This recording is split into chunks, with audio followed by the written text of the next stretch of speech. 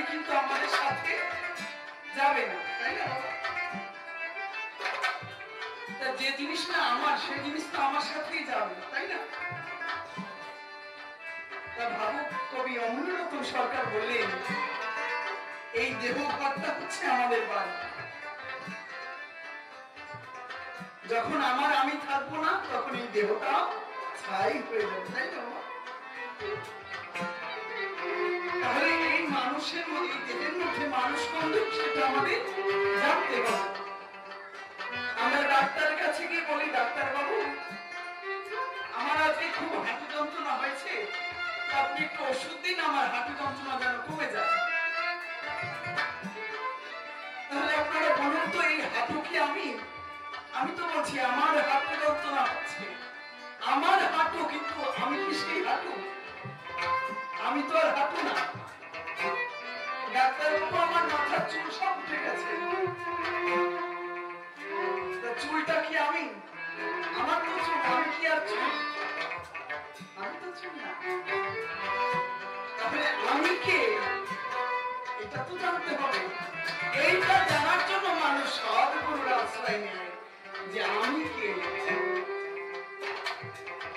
এমন কোন বস্তু আছে যে জিনিসটা চলে গেলে আমরা তখন যাই মরে?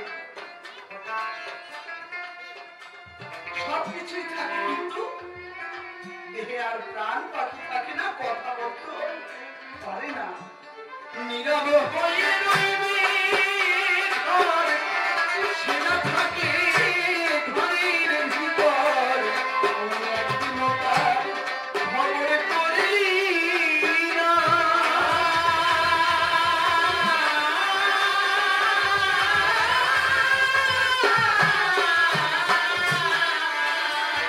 ও সে চলে ফিরে যখন তখন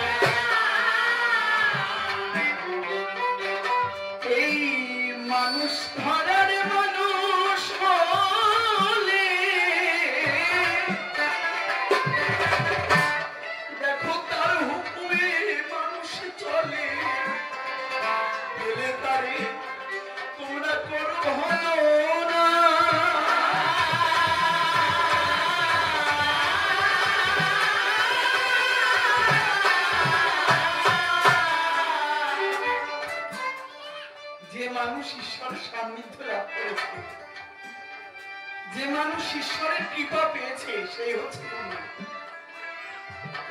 গুরু বাবা আমি জোর করে ধরে বললাম তুই আমার কাছ থেকে দীক্ষা নে, তাহলে কিন্তু গুরু হবে না। আমার মনে যাকে ভালো লাগবে সেই আমার গুরু হবে, তাই না? এই সম্পূর্ণ আজকে পালার আলোচনার মূল বিষয়বস্তু এই জায়গায়। আমরা যার জন্য পৃথিবীতে এসেছিলাম, আমরা মায়ামুগ্ধ জীব, সেই জিনিসটা ভুলে যখন যাই, একমাত্র দয়াল গুরুর কৃপায় আমরা গোবিন্দের দর্শন পাই। এই হচ্ছে কারণ দীক্ষা শিক্ষা না, এর থেকে আর বেশি কিছু। সেই মানুষ ধরা মানুষ হলে তার হুকুমে মানুষ চলে, তোরা পেয়ে তারে কোনো ভজনা।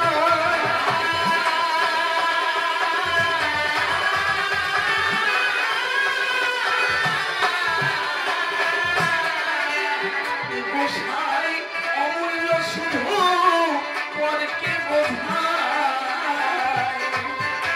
অমূল্য শুধু, অমূল্য শুধু পরকে বোঝায়, ও তার নিজের কিছু বুঝল না।